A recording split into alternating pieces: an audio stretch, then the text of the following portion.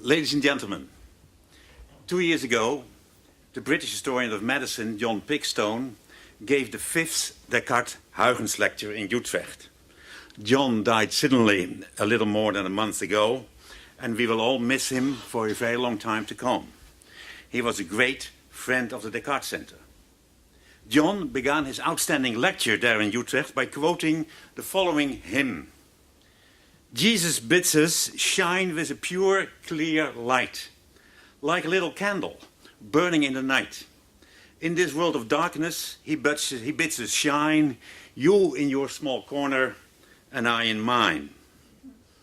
Well, the lecture was given in the Lutheran Church, the Descartes Center's usual auditorium, but Pickstone's point was not to emphasize the location's sacred character. That was taken care of by the historian of the scientific revolution, Floris Cohen, who plays the organ on these festive occasions. John Pickstone was concerned with something completely different, the fragmented image of the history of science. Everyone focuses on his narrow specialist field, and no one appears to take any responsibility these days for looking at the whole picture. Pickstone was absolutely correct. We all prefer our own small corner, and fragmentation, in my view, is the most serious problem the field is confronted with today. My introductory talk on the festive occasion of the opening of the Stevin Center here at the Free University will focus on that issue in a bit more detail. The more so because the fact that most historians and most programs have a much too narrow conception of what history of sciences actually should be aggravates the problem. And the second issue on my agenda is closely related to the former and focuses on the uses and purposes of the history and philosophy of science. To most of us, our field may need no further justification. But I'm convinced that very often we tend to forget our various public roles. And the late medieval figure of the court jester can teach us some very important lessons in this respect. While it's true that the history of science has made giant strides in the past few decades, almost all growth has been in micro-histories. And I would be the first to admit that micro-histories are often miracles of intelligence and precision. And what is more, they are ideal as models to teach aspiring students the tricks of the trade. But what seems to be receding, or even further into the distance, is synthesis, broad visions that can place these micro-histories in perspective. There are certainly plenty of surveys. More and more have been published in recent years, but they do less and less to resolve the problem of fragmentation and over-specialization. Most of the editors of the works of this kind draw attention to this weakness, but without doing very much about it. The recent volumes, for instance, of the Cambridge History of Science present a perfect example of this abdication of responsibility. They contain a very large number of excellent and highly detailed studies. But readers hoping for a panoramic view of the subject come away empty-handed. And the problem, however, is not just fragmentation. Most, if not all surveys, including Pickstone's ways of knowing, or Alistair Crombie's styles of scientific thinking in the European tradition, to name just a few important approaches to the issue, are exemplary in that they leave out most of the history of science and scholarship out of their analysis. They never discuss philology, if only in passing. The history of law is always ignored. Theology, once the queen of academic studies until very, very recently, if I look at this part of the Free University, I think it's still the best equipped of the whole of the university. In that sense, there is a definite link with tradition. But the history of theology is today only included in chapters on the battles between science and religion. And the history of language does not seem to exist. Neither does the history of anthropology, nor most of the other branches of the social sciences. And I could go on for a while, adding fields. And I continue to be amazed by this negligence, which not only is widespread in surveys, but also in most history and philosophy of science programs today. Let me tell you a personal story.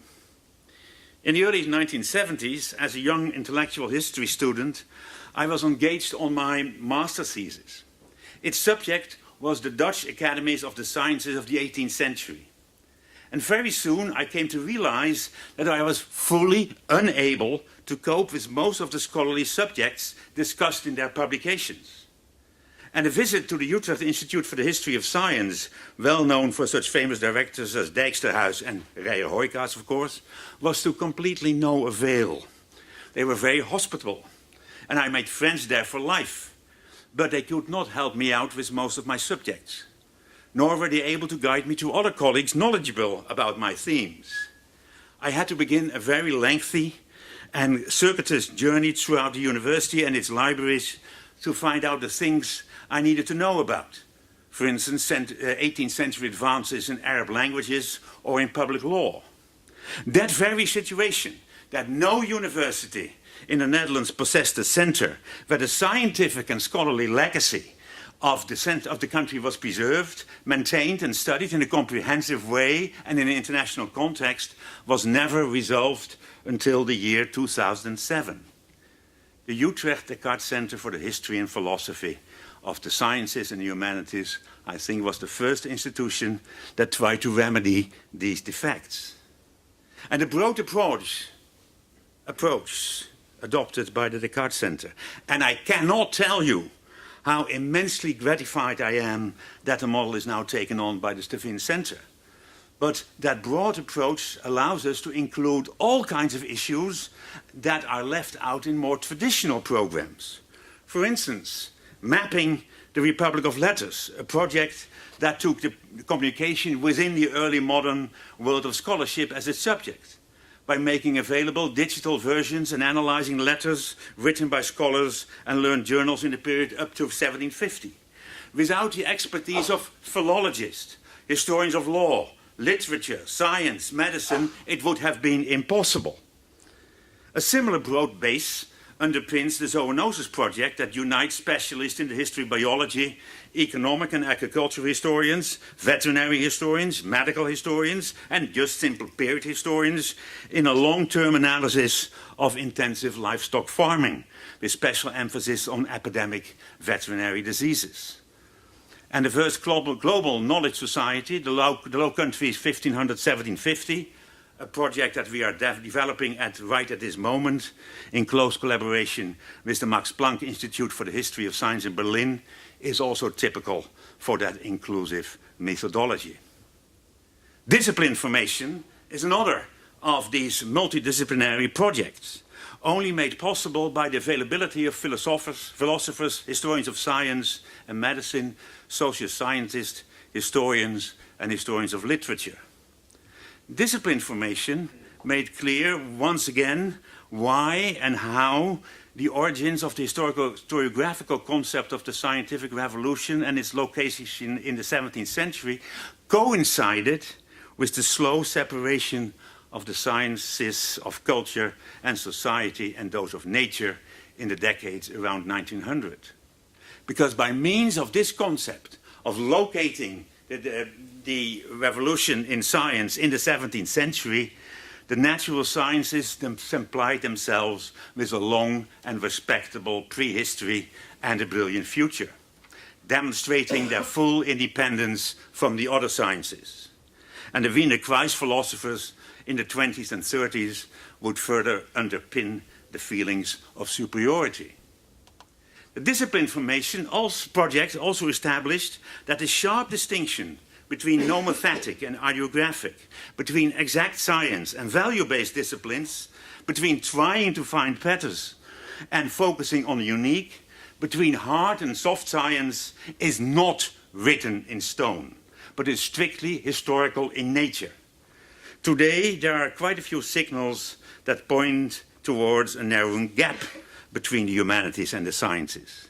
Now that data collection in humanities research is also becoming much more precisely defined, and research on these collections is becoming more verifiable and reproducible, I expect that the distinctions between the two worlds will gradually become blurred. After all, data collections may be equally reliable regardless of the field concerned. In short, digital technology holds out a world full of promise. Although, if we are to harness all that potential, a great deal remains to be done. But fundamental differences will remain, though, both in object and methodology. Digital humanities, for instance, will never succeed in making hermeneutics, the basic approach of text, redundant. However, what researchers from both sides of the aisle will continue to share is their confidence in their trained intuition and their imagination, their learned but fallible ability to seek solutions, honed by experience and acquired skills in tackling issues of science of scholarship. Crucial is the image that they want to project, not just of science, but of academic learning as a whole. Should we insist on 100% pure knowledge, as once proposed by a Dutch environment minister? Or should we opt instead for the noisier arena of trial and error, in which fallible knowledge is marketed? And when we put it like this, we see that the assertion of the celebrated Utrecht historian Peter Geil, that history is an unending dialogue, can be applied to all branches of science and scholarship. It's time to turn to responsibilities. It is clear that a prime task, and we have been given a few beautiful examples, a prime task of these newly created centers, such as the Descartes, the Stevin, and possibly the Vossius, that's in the making somewhere downtown, will consist of research. But there's more to say about the responsibility of the historian and the philosopher of science. By far, in my view, the most important task of any history and philosophy of science program is the critical monitoring of the way science and scholarship is organized at one's own university. Historians and philosophers of science and scholarship are intellectually the best equipped to survey the practices of scholarship prevalent and correct them if necessary. And the first part of that task is teaching and education. We should aspire to include in every bachelor program at a university a course on science and scholarship, its history, its foundations, and its problems. Every student needs to have a basic knowledge of the often very random divisions in the scientific world, and should realize that although veterinary science and classical languages are studying completely different subjects, they also share very important fundamental traits. We never should forget that the university from its inception has been and still needs to be an educational institution. Until the beginning of the 20th century, when modern discipline formation began to drive the fragmentation of the university, there was still a strong awareness of the whole of available knowledge. And the students all had the same basis and were all carriers of a common ideal.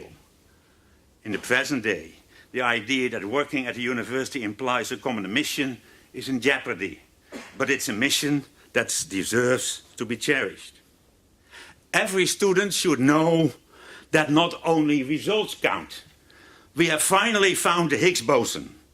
The North Pole ice cap is melting faster than assumed. All these kinds of headlines. It's not enough to know about these headlines, but they need to be taught in the way in which these results are achieved and how scientists work to realize these aims. This will presumably lead to a more realistic image of science, also for those who do not aspire to a career in science itself. But for students in research masters and PhD programs, this applies a fortiori.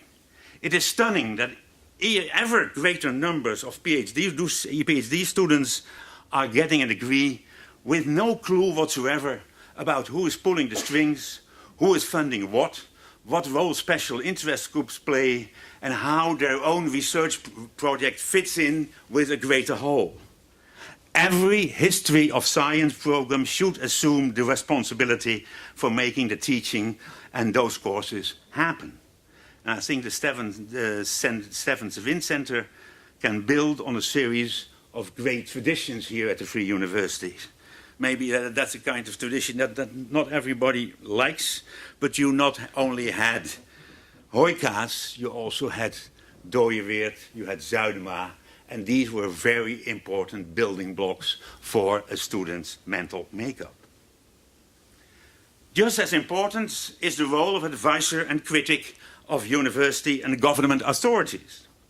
I very much like to compare that part to the role of the court jester in medieval and Renaissance Europe. And we tend to see the court jester chiefly as an entertainer who would juggle batons, swallow swords, or strum on a lute. But however, the jester's role was much more complex. His duty was to speak his mind, whatever the consequences. And everywhere he employed the same techniques to carry out this delicate role. And it would take an obtuse king or emperor not to realize what he was driving at. A clever prince would know that other court functionaries cooked up the king's facts for him before delivery. But the jester delivered them raw. It's my firm conviction that centers such as the Descartes and the Stevin Center should assume that jester role. It can be a dangerous one, as some of our medieval predecessors have experienced. After all, we may have to criticize those who pay us. But that jester role is critical, though. We all know that today the organization, funding and justification of the practice of science and scholarship have become increasingly problematic, if only because of the enormous expansion that took place over the last few decades. As the central, although not the only bulwark of science and as education and research institution, the university has had to deal with those issues on a very large scale. A thoughtful historian and philosopher will rarely distrust the usefulness of science, but he should distrust the manner in which we organize its practice. This concerns questions such as, can we still be satisfied with the proficiency level of the large numbers of graduates we deliver? Is something wrong with the admittance policy? Or is education the victim of the pressure to excel and to acquire funding, especially in the field of research, now that the government increasingly is withdrawing as a chief financial agent? And what's the situation in the practice of science itself? Has science not landed in hot waters due to issues such as Climategate, the failed HPV vaccination campaign, ash clouds over Iceland, the supposed conflict of interest in the advice about the purchase of vaccines against the Mexican flu, and I can go on for ages. And very obvious, of course, the recent, much discussed case of scientific fraud. And one of our cases even reached the New York Times. Do we give these problems enough attention? Absolutely. Certain aspects, fraud, plagiarism, are evidently wrong. Everybody agrees on that. And thorough reports are written about these failures of the system and its image. But apart from that, there are many matters we cannot directly call white or black, but that are much more or less gray. Things are not exactly wrong, but somehow they are not entirely right either. If we are willing to look closer, the gray issues are dominant. Do they not, taken together, indicate an essential metamorphosis of the practice of science? Is it not time to further study these changes and to analyze their consequences? And the issue that I put up for discussion here can be hardly called typically Dutch. They occur all over the world, and by now there is an impressive amount of literature available on the subject. I need not remind you I was introduced already as one of the initiative takers of Science in Transition, that the Descartes Center began last year jointly with the Utrecht Faculty of Medicine. We do not think that the university is in crisis. It is much too easy and also not very productive to employ such an abused label for the situation described. But to be able to interpret present, often problematic changes experienced by the university, systematic reflection is indispensable. We should reflect upon a multitude of themes. Universities' function in society, the role and extent of connections with private businesses, quality evaluation, and internationalization, to name but a few. But it would be very unwise to outsource such reflection to a think tank of civil servants. The debate about the tasks, the duties, and the problems of the university is first and foremost the shared and communal responsibility of all who work there, scientists, scholars, and students. The university has had to reinvent itself constantly. In the 17th century, to accommodate the consequences of the scientific revolution, around 1800 with the introduction of the Humboldt educational and science model, around 1900 with the large-scale introduction of science and medical science education and research, and in the 70s of the 20th century with the introduction of research and the principle of higher education for the many. The development towards the introduction of the principle of higher education for the many, the development toward large-scale research facilities, and the growing entanglement with business. Now, once again, in the decades of the 21st century, we are on the eve of great changes. Isn't it a task and natural duty of every program in the history and philosophy of science to assume that critical and constructive role, despite its perilous nature? Not because we have the best ideas, that's absolutely not true, but because we know about the past and its practices, and therefore can more easily write the principles for the future. Not because we are omniscient, but because the study of the past should have made us, to quote Jacob Burckhardt, the great historian of the Renaissance, weise für immer, that is, prudent forever. Thank you very much.